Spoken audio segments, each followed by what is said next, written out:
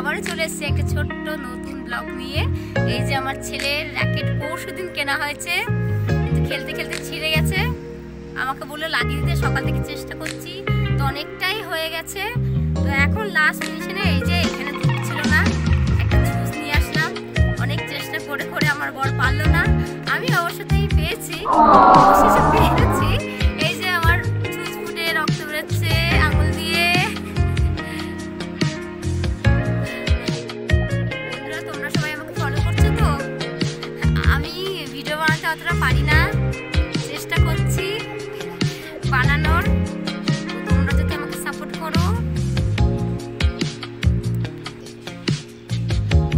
এই যে বন্ধুরা তোমরা কম দামে র্যাকেট কে কে কেন বলো? আমার বরের মতন যেটা সস্তা পাবে সেটাই নিয়ে চলে আসবে, আর লাস্টে খাটনি আমার হবে, কোনো না কিছু খারাপ হয়ে যাবে, আর আমার ছেলে আমায় জ্বালাবে, মা করে দাও করে দাও। আমি তো সকাল থেকে নিয়ে পড়ে আছি।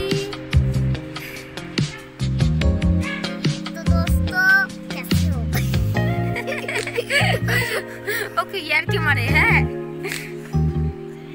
তো কে কে সবথেকে ভালো কোম্পানির র্যাকেট কিনেছো কমেন্টে বলো। বন্ধুরা দেখো আমাকেও কাজে লাগিয়ে দিয়েছে, আমাকেও ছাড়ছে না। একবার আমার আঙুল ফুটেছে। এই দেখো, এই যে এসব কি আমার কাজ? আমি কাজ করব না এসব করে বেড়াবো বলো তো? এই দেখো আমাকেও করতে হচ্ছে।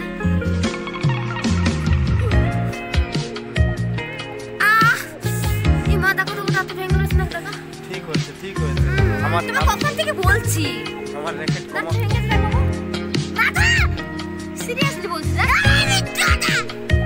সত্যি দাদা দাঁত ভেঙে গেছে। দেখো তো বন্ধুরা দাঁত ভেঙে গেছে নাকি আমার? এসব বন্ধুরা শুধু কমেন্টে ছিল, আমার মাথা নাটক সারাদিন। একবার বলবে পা যন্ত্রণা, একবার বলবে মাথা যন্ত্রণা, আর কিছুই নেই।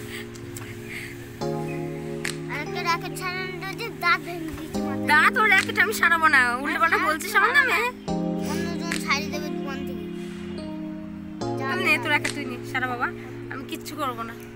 আমার নামে উল্টো পাল্টা কথা বলছিস। ছেড়ে দাও। দাঁতের সাথে সাথে ভেঙে গেছে দেখা। তো চলো বন্ধুরা টাটা, আবার পরের ভিডিওতে দেখা করছি তোমাদের সঙ্গে। টাটা। ধন্যবাদ দেখার জন্য ভিডিওটা। Tata, good bye, good bye, good bye.